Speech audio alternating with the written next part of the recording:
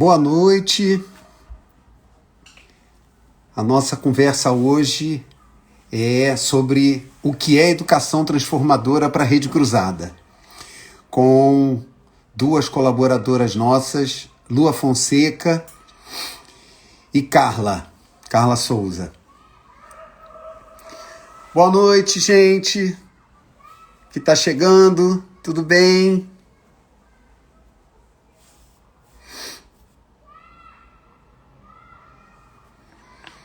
Oi, Lia, Nayara.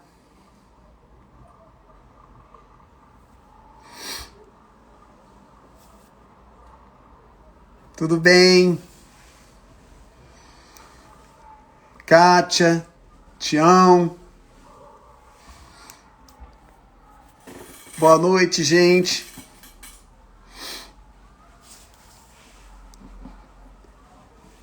Hoje a gente vai ver como nós aqui na Rede Cruzada, não só o que a gente entende, mas como a gente faz uma educação transformadora.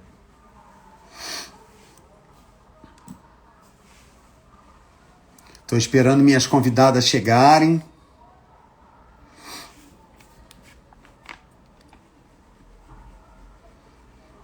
Boa noite, Isis. Oi, Bárbara.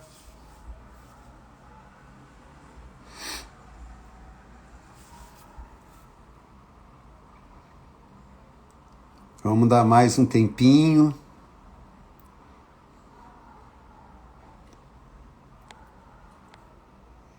Que eu ainda estou esperando a Lua e a Carla entrarem.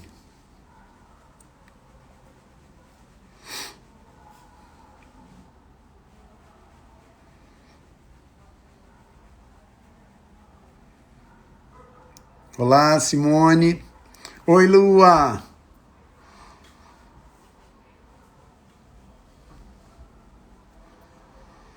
Já te vi. Espera aí.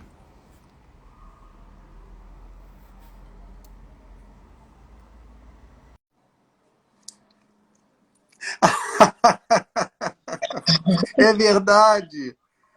Ai, espera aí. Eu não estava reconhecendo a Carla.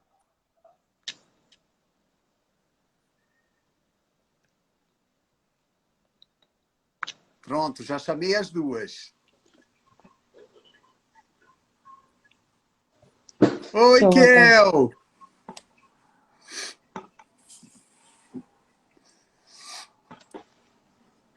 Espera aí, as conexões ainda não estão boas. Espera aí, que vai dar tudo certo. Oi, Patrícia, tudo bem? E as duas caíram. Ai, meu Deus do céu, essa conexão, essa tecnologia. Vamos ver. Lua voltou.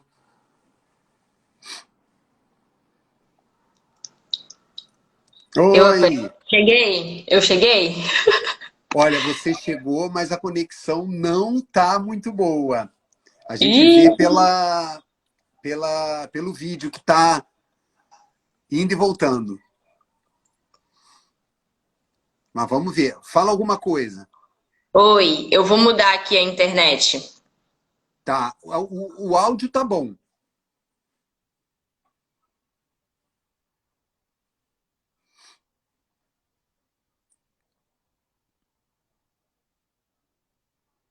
Não sei colocar a câmera para mim.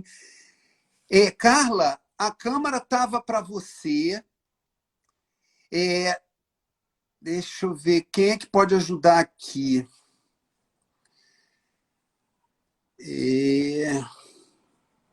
Espera aí. Eu vou te chamar e a gente vê junto. Vamos lá, vai dar certo.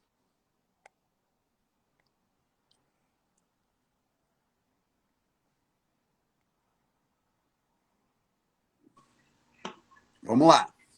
Ó, a Carla está aqui. Só falta a gente vê-la. Espera aí. Espera que eu vou achar, vou conseguir. Espera aí. E agora, melhorou? Ah, agora foi. Melhorou? Foi? Foi. Já fiquei nervosa que falei mais uma live que eu não vou conseguir entrar. Não, olha, eu até digo para vocês, assim, os vídeos não tão excelentes, né? Inclusive, as pessoas vão perder de conhecer, né? Quem não conhece, as pessoas maravilhosas que vocês são, fisicamente. Mas eu acho que o áudio tá bom.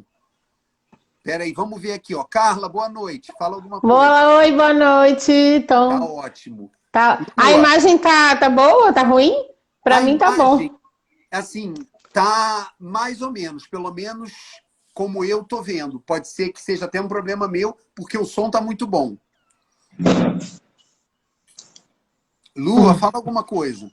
Oi, boa noite. Ah, ó, tá ótimo, tá maravilhoso. Eu tô me vendo bem aqui, eu Ó, tô vendo os três bem. Eu o também, tô pessoal me tá vendo dizendo que tá tudo bem. bem. Então o problema tá comigo. Maravilha.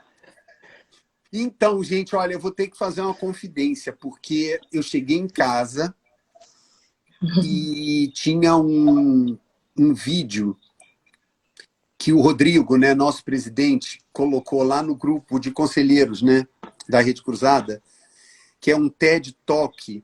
Eu não sei se vocês a conhecem, uma nigeriana, Chimamanda. Chimamanda Ngozi. Chimamanda. 10 minutos antes de eu encontrar vocês duas. História única. Cruel, a O, história é única. o perigo da história única. Pois é. E assim, nada acontece por acaso. Deu 15 minutos antes de entrar nessa live, me deparar com esse vídeo, com essa história. E que acaba que tem conexões aí muito fortes com o que a gente vai conversar.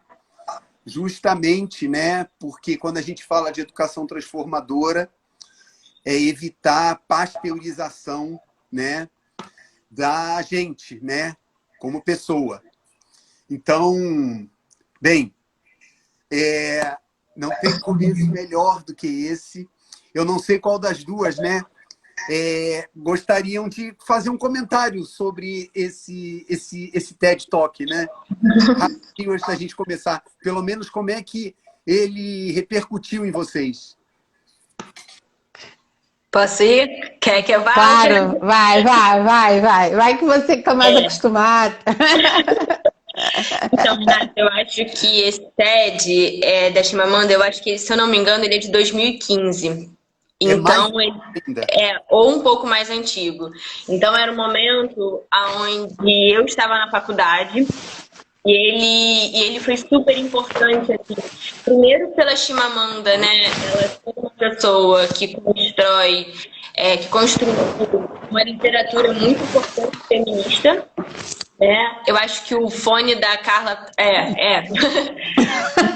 importante, né, feminista, e ela fala de um lugar, mas quando ela traz o perigo da história única, é uma forma fácil de falar com adolescentes, né? Então, enquanto eu, dentro do meu coletivo negro, dentro das minhas proposições, usar a Chimamanda e falar sobre a Chimamanda, sobre esse perigo da história única, sobre como a gente precisa entender os diversos lados e se aprofundar em pesquisas, né, e entendimentos, né, porque é isso, o perigo da história única é o perigo de que a África é um país, como as pessoas, é o perigo de que você sustenta a estrutura racial, do racismo, nesse perigo de uma história única, né, uma história que a branquitude conta pra gente, né, então a gente precisa ter muito cuidado. Então, foi importante porque eu me aproximei dos alunos, né, com esse TED, eu me aproximei lá na época ainda de PIBID, de movimento, né, estudantil,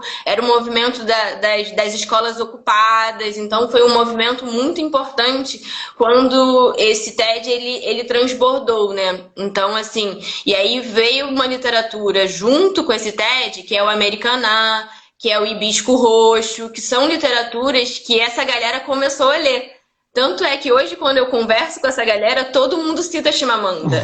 Então tem uma importância, assim como outras que vieram logo após, né, desse TED, falando também sobre essa fala importante, né, dela.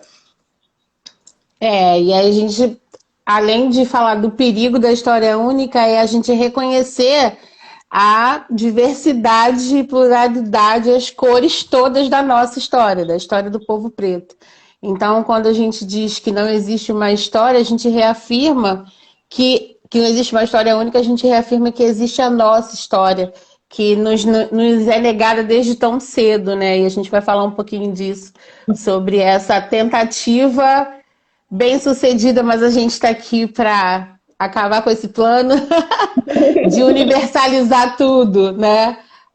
Vamos tentar. Estamos na luta aqui, né, Lua? Para deixar de universalizar tudo, todos os cantos, todas as áreas, né? E colocar um pouco, empretecer um pouco o nosso currículo, ou empretecer muito.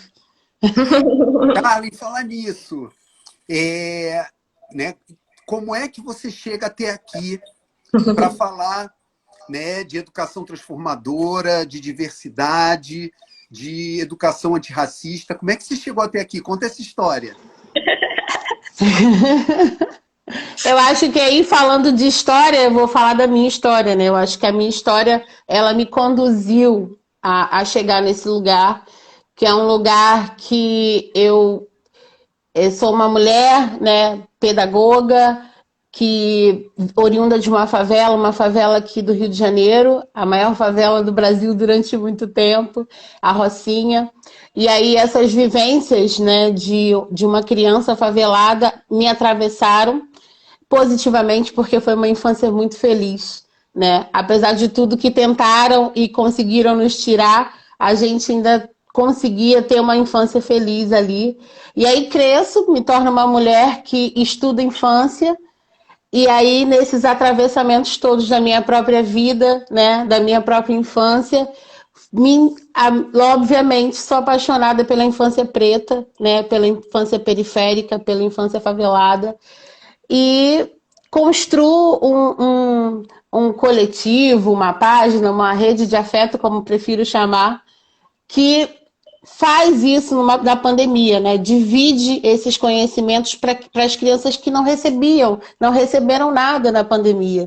E aí nasce o Mãe de Cria, e o Mãe de Cria me coloca no mundo, né, virtual, e aí chego para muitas outras pessoas, faço ligações maravilhosas com irmãs do Brasil, que contam histórias pretas, que acreditam na infância preta, na potência disso, e aí crio essa rede de afeto para outras pessoas, mas essa rede também me atinge, né? E aí vou crescendo, né, enquanto mulher pedagoga e trazendo na minha página possibilidades de ensinar sobre o nosso povo para crianças tão pequenininhas, né? Um desafio gostoso que eu enfrento todos os dias, e é trazer a história preta para crianças pequenas, porque os direitos das crianças, das pessoas pretas, é retirado, infelizmente, desde muito cedo.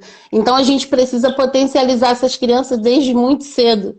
Então essa tem sido a minha missão, potencializar crianças pretas que são bem pequenas e, enfim, vou me potencializando e potencializando a criança preta que fui também. E aí eu chego assim, né? Eu chego assim. E Lua, você que, né, chegou um pouco antes na Rede Cruzada, porque, para quem não sabe, né, a Carla está como consultora nossa na casa de Leilá, na nossa unidade do Riachuelo. Você que chega um pouco antes, né? Por que, né, educação transformadora? E o que isso tem a ver com esse nosso papo inicial, né?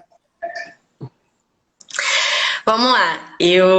Foi engraçado agora que eu fiquei esses 15 minutos tentando. 15 minutos antes de iniciar a live, né? Que foi o momento que eu sentei aqui, pensando muito no que eu falaria, né? Eu lembro quando a gente conversou um pouquinho, falar sobre o movimento negro educador, falar sobre colonialismo, falar sobre decolonização, né? Descolonização, educação e descolonizar essa educação.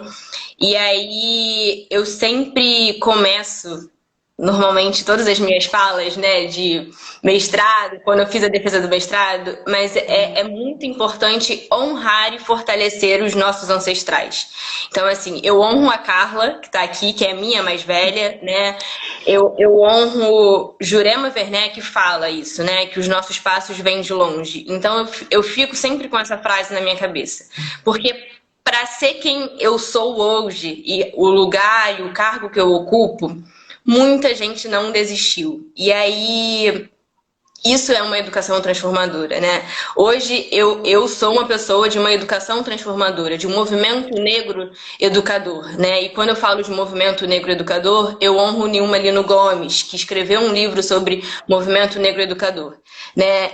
E aí é isso. Se hoje eu estou aqui, eu honro Nilma, eu honro Jurema. Se hoje eu escrevo sem medo, né? E o escrever é porque o colonialismo ele é tão forte, né? A estrutura racial ela é tão forte porque ela tira todas as nossas potências. Então ela tira o nosso direito de escrever, ela tira o nosso direito de ser. Então se hoje eu escrevo é porque Lélia Gonzalez escreveu, é porque Conceição Evaristo, né? Outro dia eu vi uma frase da Conceição que ela começou a escrever muito mais tarde, muito mais velha. E aí se hoje eu escrevo, se hoje eu falo da minha escrevivência, que é um conceito que vem de Conceição Evaristo, é porque é isso, os nossos passos vêm de longe, né? Se hoje eu penso, né, no afeto do chão da escola, se hoje eu sei que os saberes afros estão no chão da escola, foi porque a Zoilda Loreto da Trindade me ensinou a olhar para o chão da escola de outra forma e me ensinou que eu posso ser afetada pelo chão da escola, independentemente dos traumas que eu tive lá atrás. Eu tive traumas na escola, né? Eu fui uma criança silenciada na escola, mas hoje eu já sou transformada por essa educação que eu acredito, né? Por essa possibilidade de ler, pela possibilidade que eu tive na cartografia dos meus sonhos. E hoje eu procuro produzir a cartografia dos sonhos e o território de memória nessas crianças e adolescentes. Então eu falo de Azoilda, se eu olho hoje para a roda da escola, né, as rodas de escola, eu penso em Renato Nogueira, eu penso em Afroperspectiva, é porque é isso, os nossos passos vêm de longe. Então eu fiquei aqui o tempo inteiro reafirmando para mim quem é que veio antes de mim para eu estar aqui hoje. E sim, né, eu tô aqui hoje, né? Eu sou uma liderança da Rede Cruzada, né? Eu tô numa unidade grande e isso faz muito sentido hoje, assim. É claro que a gente precisa tomar muito cuidado, eu vou definir isso um pouquinho mais pra frente, com essa ideia de liderança preta, né? De pretos no topo. Mas hoje eu faço parte de um projeto social que me diz muita coisa, que me diz sobre afeto, que me diz sobre transformação, que me diz sobre protagonismo, que me diz sobre pertencimento, que me diz sobre cuidar da chegada dos alunos, porque parece que isso não é uma educação transformadora, mas isso é perceber como que essa criança e como que esse adolescente chega, né? Qual é o caminho que ele fez para chegar ali, como é que ele tá para aprender junto, né?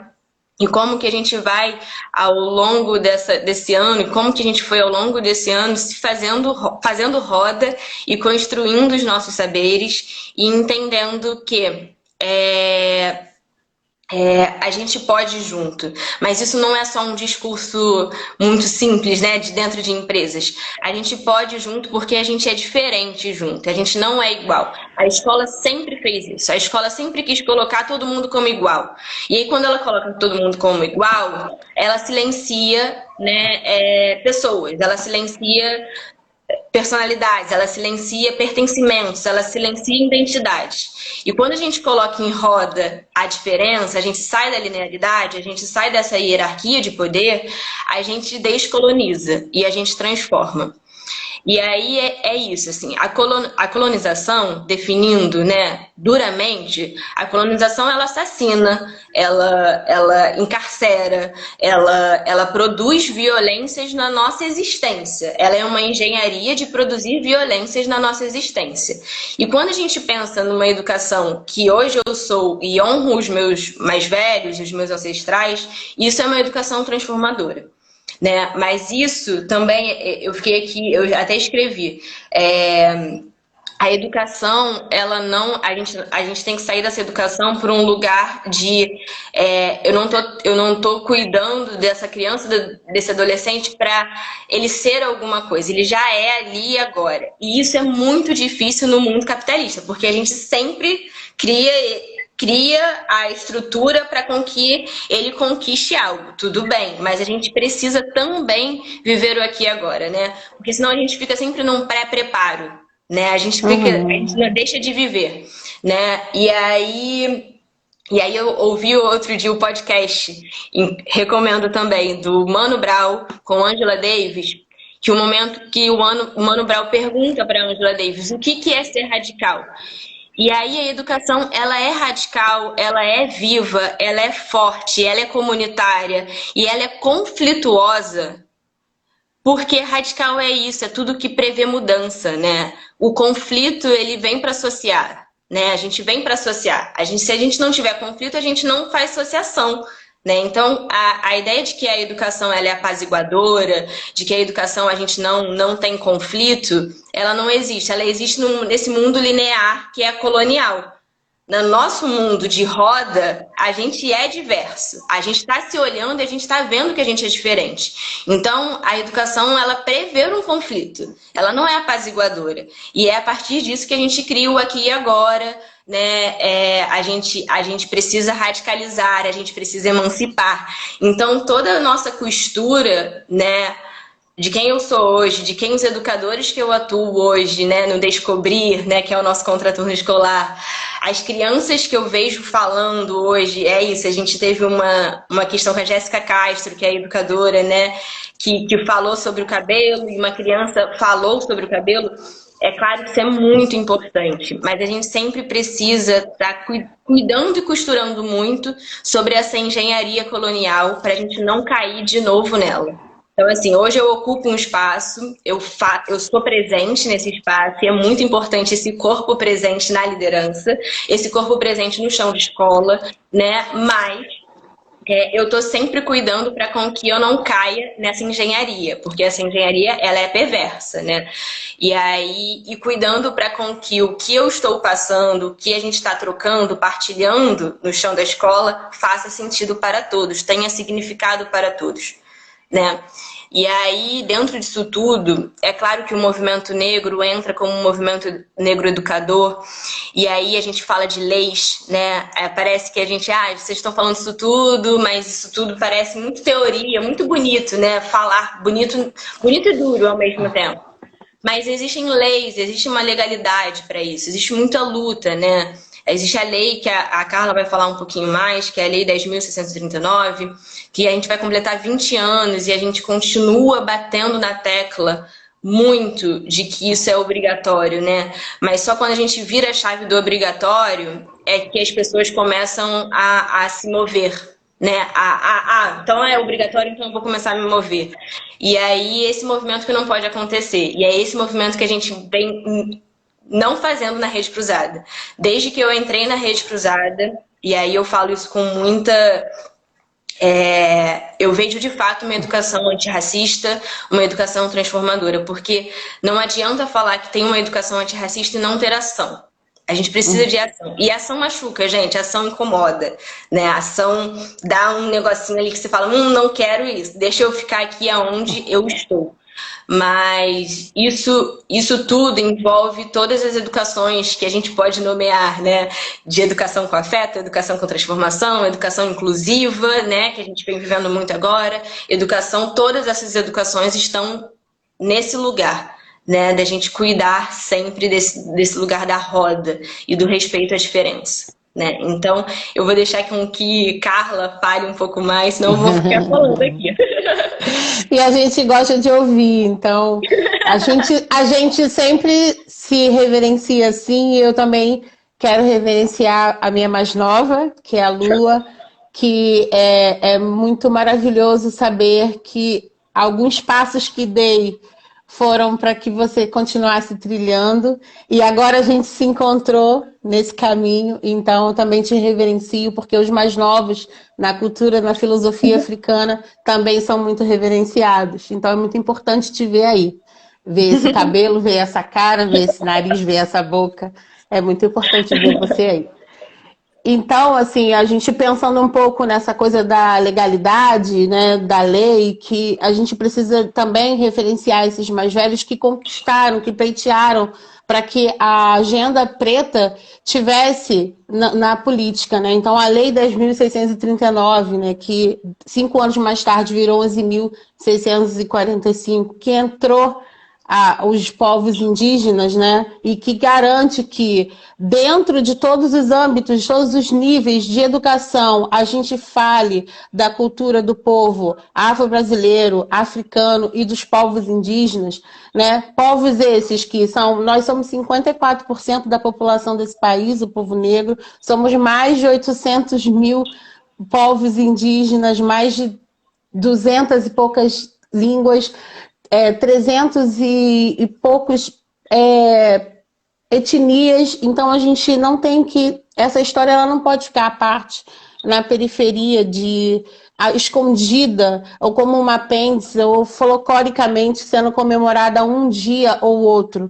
Então, essa obrigatoriedade vem primeiro pelos dados e pelos números. Nós, quantitativamente, somos representativos, né? Então, a gente, se partindo desse dado importante, né? E essa conquista foi do movimento negro, né? Foi do movimento negro. O movimento negro, antes dessa lei existir, pleiteou que a gente estivesse na agenda pública, que políticas são feitas para um povo que foi sequestrado, que foi violentado, né, que foi escravizado, que perdeu todos os direitos no dia 14 de maio, né? Porque a gente fala do dia 13, mas teve o dia 14. O que foi feito no dia 14 de maio? Só perda de direitos de lá para cá. Então, desde então, o movimento negro, os movimentos negros, porque são mais de um, né, pleitearam isso. E aí a gente tem que pensar também, né, que a partir da gente tem que pensar duas coisas. O que essa lei, o que essa obrigatoriedade, o que ela pleiteia, né? O que a gente tem pleiteado? A gente quer pensar nesse desafio que é ensinar a história afro-brasileira e africana, né? Porque qual é o desafio? É a execução contínua. A gente não consegue uma execução contínua dessa lei.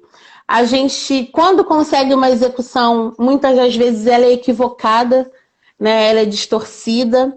E um dos pontos, para mim, basilares e mais importante é o ponto de partida. Qual é o ponto de partida quando a gente fala especificamente agora da cultura africana, da cultura afro-brasileira? A gente parte da escassez, a gente parte da pobreza, a gente parte do racismo, a gente parte dos navios negreiros.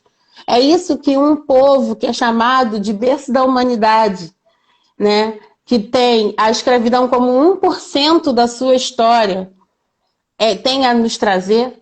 As nossas histórias com H, maiúsculo e minúsculo, são tantas. Nós somos um povo tão maravilhoso, né? 54 países, gosto de falar isso, né? 54 países do continente, uma diversidade gigante de grupos étnicos.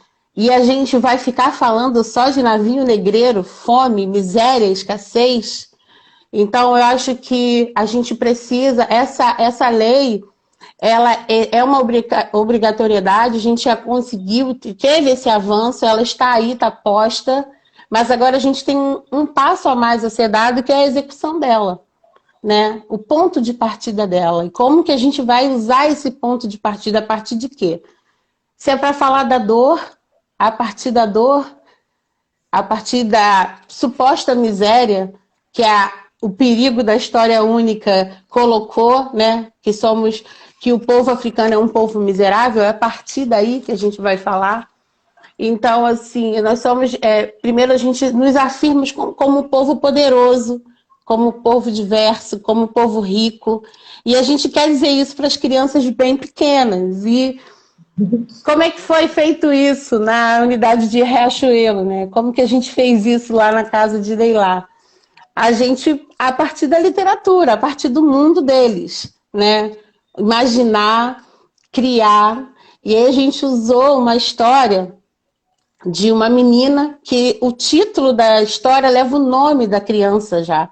É uma criança negra, africana, feliz, saudável, imaginativa, que procura uma chuva de flores e que ninguém acredita nela. E aí ela fica muito chateada com isso, sai, chuta uma pedra e essa pedra, na verdade, é um elefante. E aí ela sobe nesse elefante e esse elefante leva ela por vários lugares e ela vê chuva de vento, chuva de folhas, chuva de pedra, chuva de tudo, mas ela não acha a chuva de flores dela e ninguém acredita mais nela. E o tempo passa, a família, essa criança tem uma família amorosa que espera ela, que abraça e diz: olha, a sua chuva vai aparecer um dia, mas fique em casa, para com isso. E depois disso, ela realmente a chuva de flores acontece e todo mundo passa a acreditar na Albax. E a Albax vira uma propensa, uma potencial griot, uma contadora de histórias. Então, essa história foi contada na Riachuelo para crianças de 0 a 3. E a gente teve o desafio de pegar elementos dessa história, uma história na temática africana que se passa no continente, num país chamado Burkina Faso. E a gente teve o desafio de transformar isso em conhecimento para crianças de 0 a 3. E fizemos. Fizemos com a ajuda das educadoras potentes, educadoras competentíssimas, que foram desafiadas quando receberam o livro. E começamos a pensar junto o que tinha naquele livro. Aquele livro falava de arquitetura, falava de construção, falava de sabedoria dos mais velhos, falava de comunidade, de baobá. E as crianças, né, começaram a vivenciar isso. Então, as mulheres dessa aldeia, que se chama do povo Tchebele, as mulheres dessa aldeia constroem as suas próprias casas. As matriarcas dessa aldeia que constroem as suas casas e elas pintam de uma maneira e colocam elementos. Essas casas são pintadas e colocadas elementos que, de tempos em tempos, a mais velha senta as crianças em roda para dizer o significado desses elementos nas paredes. E aí as crianças pequenas fizeram tinta com pigmentação de alimentos, fizeram tinta com várias maneiras de ter impressão de tinta, construíram suas casas de papelão, entraram, saíram, né? Fizeram chuvas de algodão, fizeram chuva de folhas também no nosso quintal. E aí a gente foi construindo, botaram a mão na massa, porque as mulheres fazem a massa da casa com as mãos, com o pilão, e as crianças experimentaram isso, né? Elas vivenciaram isso. Então, essa construção, essa possibilidade de crianças tão pequenas terem contato com a ancestralidade potente africana foi feita na Leilá, né? E o melhor de tudo, né? Tudo começou com uma peça feita pelos pais. Eles contaram essa história para as crianças. Essa foi a abertura do projeto. E foi lindíssimo, porque uma mãe, né, uma mulher negra, retinta, foi lá e interpretou Bax para as crianças menores. Então você imagina o poder disso, né? Você vê uma história protagonizada por uma criança preta como eles. As crianças fizeram penteados africanos. Teve dia do penteado africano. Teve o dia em que eles se vestiram com tecidos coloridos. Teve o dia que eles construíram casas com significados, conheceram os bichos, né? Porque é importante frisar, o continente africano, ele tem a savana, tem os bichos, mas não é só isso, né? Não é só isso, porque a gente só conhece o carrinho, né?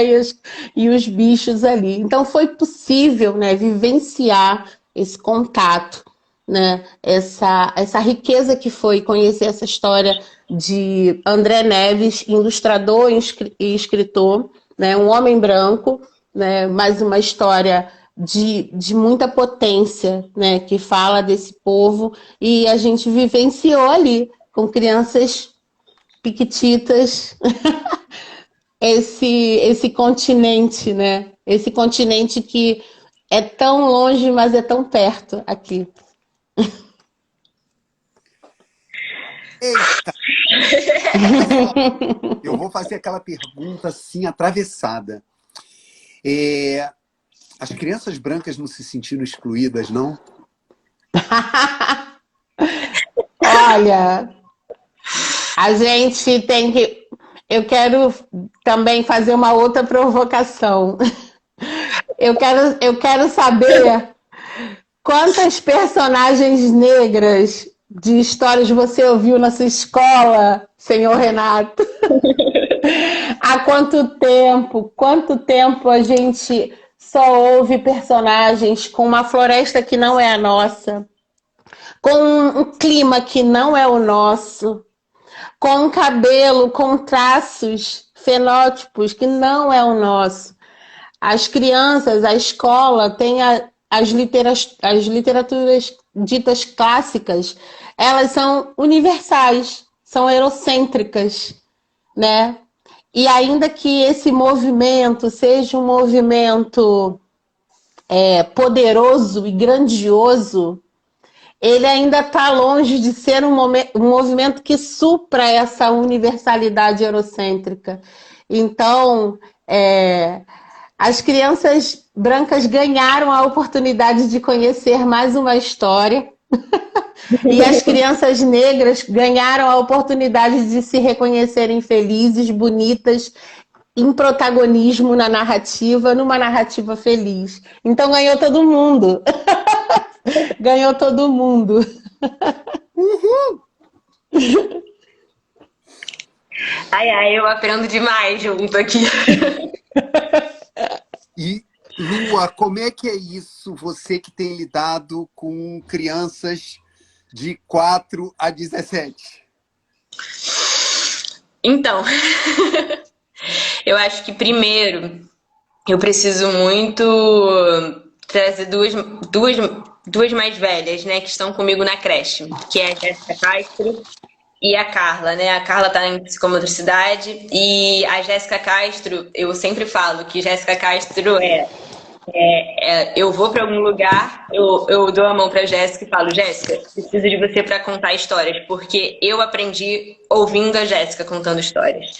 Então eu sempre, é isso, enquanto eu escutava a Carla, acho que todo mundo aqui entrou na história, né? A gente entra junto. E aí eu fico sempre me perguntando, né? São duas coisas que eu passo para as educadoras e para as educadoras, né? E os educadores da rede privada. Qual é o território de memória que você está produzindo na criança? Qual é o território de memória? E aí o território da espetacularização da dor, que eu falo esse conceito mesmo, espetacularizar a dor, né, o sofrimento. Primeiro, é claro que isso existe, tá? A gente não tá negando que isso existe. A gente é isso. É só fazer uma coisa que eu aprendi com Carla, né? A virada do pescoço, aonde os nossos corpos estão, né? Porém, enquanto a gente não potencializar crianças pretas felizes, cuidar dessa identidade, porque elas precisam reconhecer aí Kabelenge Munanga, Lei 10.639, Superando o Racismo na Escola, falou isso lá atrás, em 2003, tá? Falando o seguinte, a gente precisa aceitar os nossos atributos físicos, tá? O nosso nariz, a nossa boca, o nosso cabelo, a nossa cor de pele, para depois a gente conseguir compreender os nossos atributos culturais, sociais, interacionais. Se a gente não se aceita, a gente não consegue se ver nesse mundo. A gente não se reconhece nesse mundo.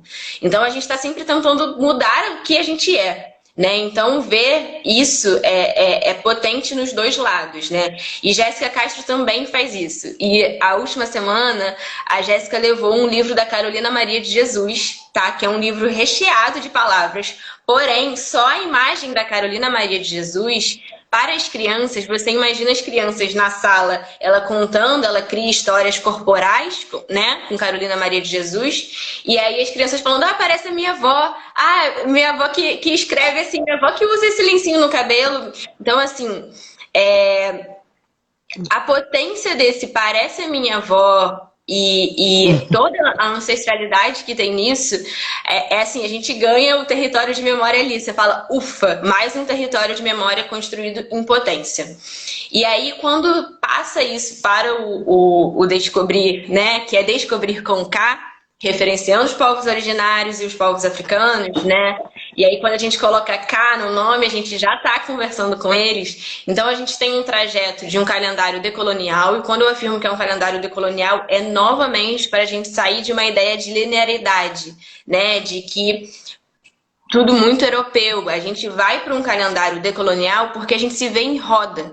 E a gente se vê em roda, eu preciso reconhecer o que a criança e o adolescente eles querem falar pra gente. E disso, a partir disso que eu vou construir qualquer coisa de celebração, de momento de culminâncias pedagógicas, de intencionalidades pedagógicas. Eu vou ouvir essa criança e eu vou ouvir esse adolescente. E é claro que na escuta eu trabalhei Sankofa, né? Sankofa, para quem não sabe, né? Não só Sankofa, os Andikras, né? Que são também símbolos, né, africanos, vindos de África. Mas é isso, eu trabalho sabedoria, eu trabalho afeto, eu trabalho sobrevivência, eu começo a cuidar do meu olhar para ver se esses símbolos estão na cidade, porque eles estão, tá? Em todos os portões, em todas as, né? Então a gente começa a trabalhar isso com a criança, então ela começa a observar esse mundo que ela vive, né? E aí, enfim, a gente trabalhou mulheres negras do samba, a gente trabalhou afeto, e falar de afeto parece que afeto afeto não, é um saber afro. Afetividade é um saber afro, ludicidade é um saber afro, axé, que é a nossa energia vital, é um saber afro, circularidade é um saber afro, né? A forma como a gente se organiza são saberes afros. Então, quando lá no G1zinho, né, que a gente já teve uma vivência aqui de falar do manual do afetar e brincar, eu estou trazendo o saber afro para o chão de escola. Então, e aí como eu faço isso com os mais velhos? É claro, eu referencio Carolina Maria de Jesus, eu falo de escrevivência, eu falo de Conceição Evaristo, eu falo com que eles escrevam, porque eles estão no momento de descobrir a sua identidade, quem eu sou no mundo. Então, assim, você imagina esses adolescentes transbordando 55 mil coisas, né? Então, quando a gente fala senta e escreve, isso é saber afro. Eu não preciso entender sempre a ideia de espetacularização da dor, mas eu não vou negar isso, eu vou falar sobre isso com eles porque eles vivenciam isso. E aí, quando eu sou muito séria, em algum momento, quando eu não quero, às vezes, que eles saem mais tarde, alguma coisa assim, isso tá na nossa fala. Eu sou uma pessoa que represento isso também, que vivo isso. E os nossos educadores também vivem isso. Ou vieram também de projeto social. Então, tem uma lógica de pertencimento de fala. Então, tem uma lógica de escuta outra. E é isso que faz uma educação ser de movimento, ser transformadora, né?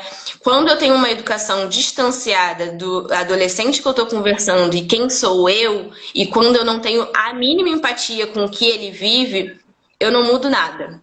Mas como eu já vim do caminho, eu já tracei esse caminho, eu já estou observando, eu mudo muita coisa e eu valorizo o saber afro-ancestral e cuidadoso, né?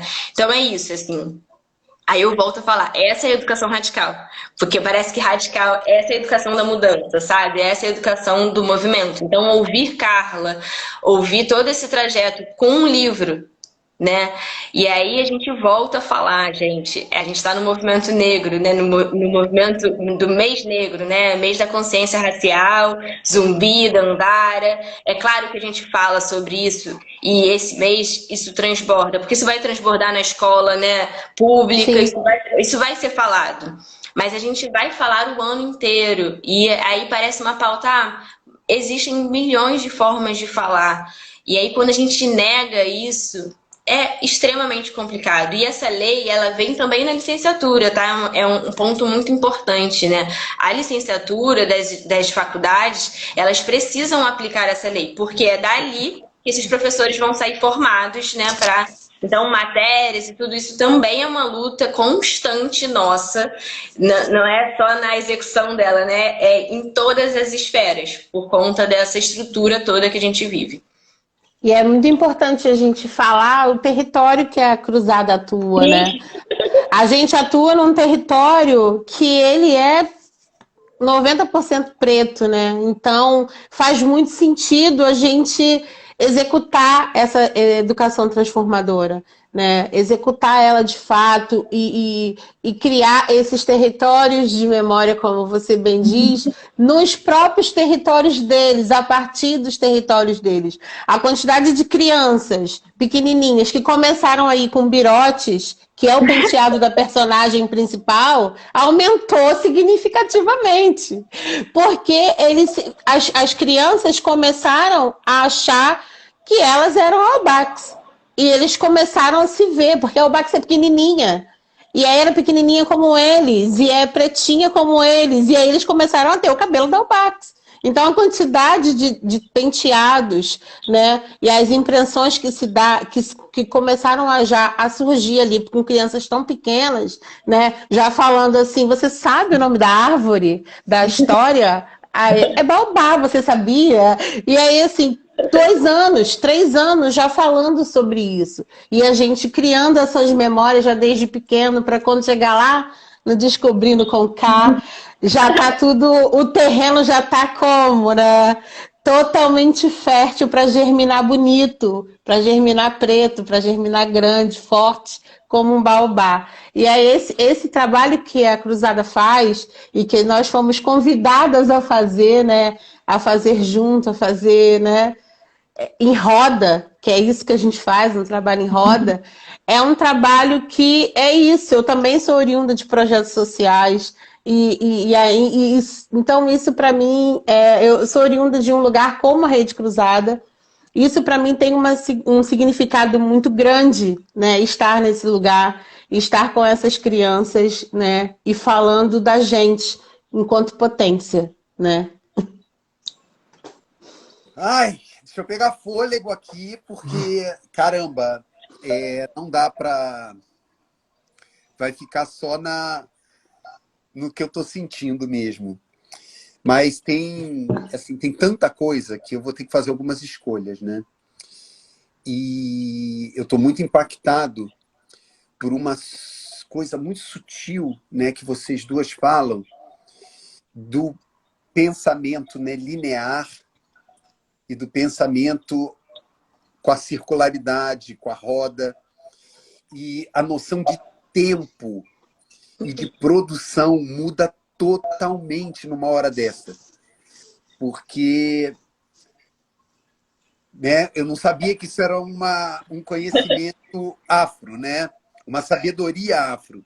A roda é só quem não é ser humano que não percebe que a roda ela faz todo mundo ficar, né, no mesmo lugar, na mesma altura. E a possibilidade da troca é muito maior. E, eita ferro, a E possibilidade você já reparou, Renato? E você já reparou que a roda não tem fim? Nossa, É começo, meio, começo sempre. É meio, começo, meio, começo. Começo, meio, começo. A roda não tem fim. não, eu fico pensando essas coisas tão básicas, né? Quando a gente estrutura as escolas tradicionais, né? Infelizmente ainda na normatividade, em filas, né? Um atrás do outro, onde eu não reconheço o outro, eu não olho o outro, a única coisa que interessa é aquela pessoa transmitindo conhecimento com um suposto saber, e eu perco uma oportunidade enorme de trocar, né? E aí, quando vocês trazem afeto, eu começo a entender por que educação, né, não diz respeito a vomitar conhecimento, né? Diz respeito a um afetar o outro, né? E melhor ainda quando é feito, né, de uma forma lúdica. A Bia está trazendo aqui, né, o espaço como terceiro educador. Se eu penso numa ambiência em que eu coloco todo mundo em fila, olhando para um púlpito, eu já estou ensinando muita coisa ruim, né? Agora, quando eu ponho todo mundo em roda, a possibilidade de aprender, a possibilidade de trocar histórias é muito maior. E obrigado por reforçar que isso é uma sabedoria afro, né? Eita, e vamos lá. Eu tenho, assim, uma pergunta que eu acho que deve estar na cabeça de muita gente. Esse percurso, né, por uma educação libertária, antirracista, ele não é linear definitivamente, né? Porque a fluidez dele deve ter muitos percalços no caminho. E eu estou muito curioso por uma criançada que a gente não falou ainda. A criançada que deve estar entre 20, 25, 50, 60 anos, né? Que são as educadoras, as monitoras, né, no processo, né, de gestão. Como é que tem sido isso na Rede Cruzada para vocês que têm esse olhar, né, muito mais agudo para isso tudo?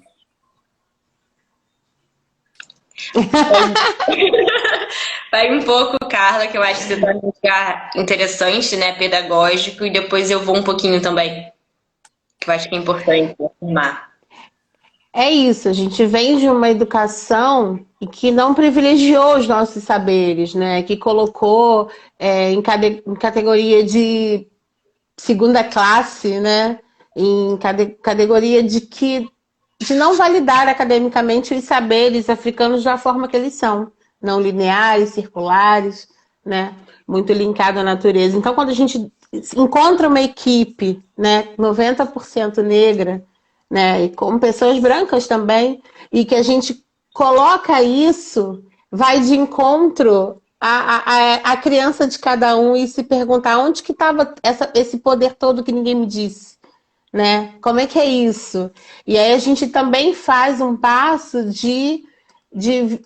o professor, o educador, ele é um aprendiz. E aí a gente se sente aprendendo o tempo inteiro quando ensina, quando divide, quando partilha, né? E aí nessa partilha, não quero dizer essa palavra resistência, mas tem assim, isso tudo sou eu? Isso tudo é a minha história? Isso tudo é a minha ancestralidade? Tem esse estranhamento Esse susto. do novo, esse susto, porque na verdade o que eu levo para as meninas é um espelho. E eu falo assim, você tá vendo isso aqui?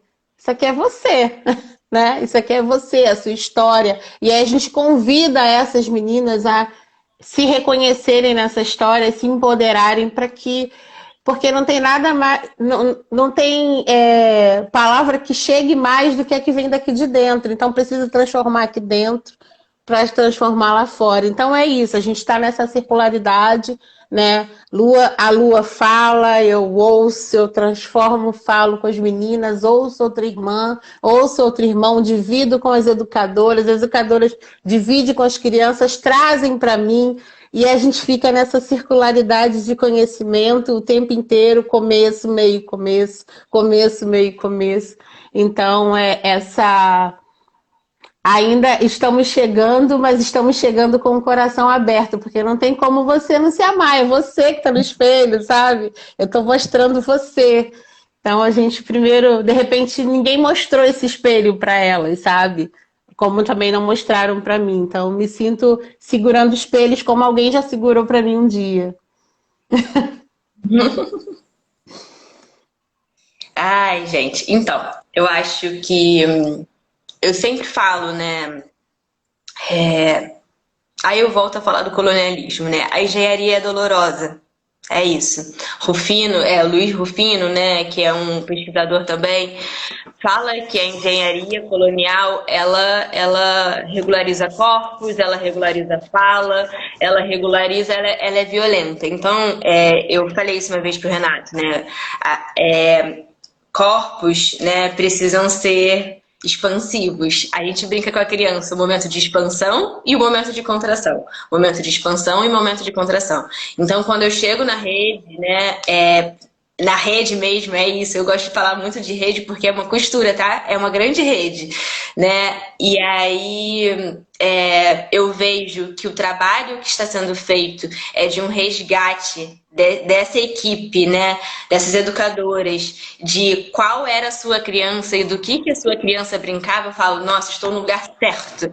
Porque resgatar a sua criança é você resgatar qual era o território de memória que você tinha, porque você está cuidando de criança, você está mediando crianças, você está observando crianças. E a observação, né, essa observação participante, que antropólogos adoram falar, né, ela precisa estar conectada com a tua infância. Porque a conexão ela vem para esse momento, né? A minha infância ela teve alguns momentos complicados e se eu não conecto isso em mim, eu acabo reproduzindo isso na criança. Então a gente cuidou primeiro dessas educadoras, né, de chão de escola que estavam ali fazendo seu trabalho muito bem feito, mas a gente conectou. E quando a gente conecta, transborda muita coisa, né? Transborda a localidade, transborda a família, transborda filhos, transborda relação com seus esposos, né, com a sua relação familiar, transborda.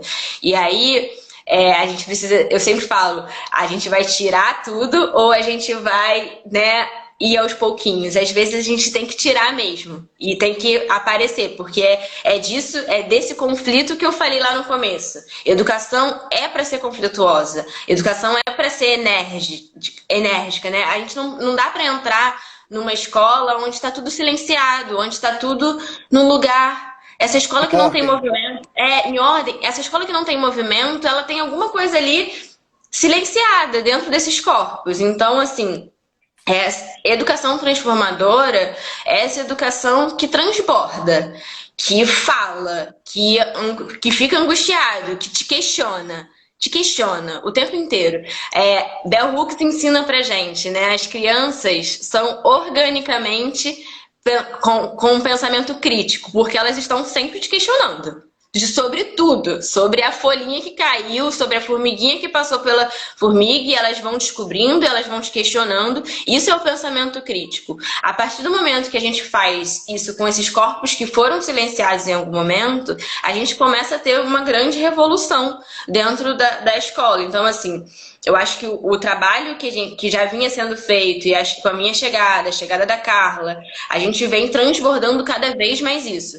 Eu, por ser esse corpo, essa pessoa com essa trajetória, a Jéssica, que chega também de um outro lugar, também de favela, com outra trajetória, a Dandara, que chega para a expressão corporal com outra trajetória, com outra memória, o Gabriel, a Juliana, a Mel, a Raquel, chegam com outras trajetórias no Descobrir, também de projeto social, e entendendo como cuidar de uma educação não formal com responsabilidade, com cuidado com o cognitivo, mas com um espaço de brincar, porque isso é garantia de direitos, né?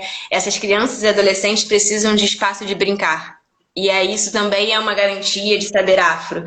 Por isso que parece que às vezes as famílias falam, mas eles estão brincando só. E eu falo, nossa, mas eles estão fazendo tanta coisa aqui. Só desse espaço, só de colocar o pezinho na terra, a gente vem garantindo muitos direitos. Então é isso, né? É essa potencialidade de transbordar com os educadores e educadoras da rede, de deixar com que transborde, de não silenciar e ao mesmo tempo de transpassar e costurar isso tudo com as nossas crianças e adolescentes, né? E equipe num geral, tá? Porque aí vem Paulo Freire, gente, todo mundo é educador, sabe? Dentro de um espaço, todo mundo é educador.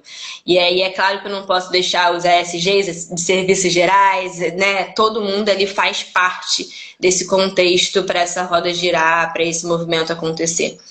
E cada vez mais.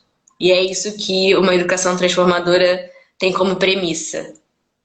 Coletividade, comunitarismo, e sem medo da diversidade, tá? A gente não tem medo de diversidade. Cada dia que passa, assim... Primeiro que, né, gente, 8 horas. Meu Deus. Tudo bem, vamos lá. Vamos começar a fechar. Mas, primeiro, não tem como eu não conter o meu entusiasmo e a minha paixão pelo trabalho, tendo, por exemplo, duas pessoas como vocês trabalhando comigo. Né? Eu sou privilegiado, realmente, de estar onde eu estou no universo hoje. Sabe? Tendo essa oportunidade, com 58 anos, de aprender tanto e me transformar tanto. Né? Me desconstruir e construir alguma coisa, oxalá, melhor. Né? Isso é uma coisa, né? Bem pessoal. Outra é o meu entusiasmo pela estratégia da Rede Cruzada. Né? Quando a gente fala dessa educação transformadora e a gente manifesta expressamente que uma das nossas estratégias é a qualificação, não só do conhecimento, mas das relações, ou seja, a qualidade das nossas trocas. Essa live explica tudo. Explica muita coisa de por que quando a gente fala qualidade, né, do trabalho pedagógico, acompanhado na mesma relevância da qualidade dos afetos, e isso está escrito, eu acho que essa live explica por quê. Né? Porque se a educação é verdadeira, ela não pode prescindir das trocas, das conexões, dos afetos, dessas oportunidades da gente ver uns aos outros. E vocês falam muito de corpos e de falas, né? De nos corrermos o risco de esbarrarmos uns nos outros. Né? Então, aí as crianças para mostrar isso. Então, assim, caramba, falei! Eu queria que vocês duas, da maneira que vocês quisessem, deixassem aí um recadinho para a galera sobre...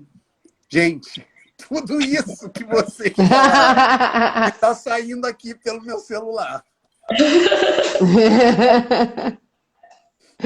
Bom, eu vou finalizar dizendo que também tenho muita alegria de ver e construir junto lá em Riachuelo, na casa de Leilá, a possibilidade, a continuidade de ver corpos pretos brincantes, livres, sendo felizes. Então, é uma alegria estar aqui nessa rede, que tem o nome rede bem grandão na nossa logo, criando possibilidades desse corpo ser livre e brincante. Não só das crianças, eu estou falando. Todos, a começar pelo meu. E é isso. Bom, foi uma revoluçãozinha, né? Lives são revoluçãozinhas na minha vida. Eu acho que eu cheguei aqui por uma primeira conversa que foi impactante. E hoje estar na Rede Cruzada, não vou me emocionar, eu vou me emocionar. Diariamente ali com uma equipe incrível, que eu aprendo muito, com crianças e adolescentes que chegam e o tempo todo me abraçam, me beijam e me pedem café, mas ao mesmo tempo querem conversar sobre o mundo de possibilidades. E é ali que eu vejo que todo o caminho que foi construído para eu chegar e quem eu sou hoje e o que eu estou fazendo também faz muito sentido. Assim, de fato, construir a possibilidade desses adolescentes cartografar os seus sonhos e construir a possibilidade dessas crianças criarem territórios de memórias potentes faz sentido, tem significado para a vida de qualquer um, sabe? Então, chegar todo dia na Rede Cruzada, na unidade que eu atuo, às vezes eu chego cansada, às vezes eu chego... Nossa, mas transborda afeto, transborda vínculo, transborda verdade, transborda protagonismo, choro, desespero. E aí é isso. Eu falo, ainda bem que eu estou aqui, ainda bem que eu estou vivendo isso. E eu quero continuar vivendo e continuar chamando pessoas e fazendo essa roda ficar maior e mais potente. Então, assim, só tenho que agradecer, ainda bem que a gente tem o Descobrir, que a gente está descobrindo muitas coisas juntos, assim. E esse Descobrir com K, né, ele veio para referenciar tudo que a gente está fazendo. E na creche, ainda bem que eu estou vendo crianças com o pezinho na terra, com olhando para o céu, brincando com folha, e crianças dos territórios que a gente já falou aqui, que não eram, né? Não tem essa garantia de direito e a gente está garantindo esse direito. Então, o trabalho da Rede Cruzada é esse, assim, a gente garante direitos e a gente faz educação transformadora e com vínculo e afeto. Então, é isso, eu estou muito feliz. Ai. Beijos para vocês. Beijos, beijos, beijos. Beijo! Beijo. Tchau. Tchau.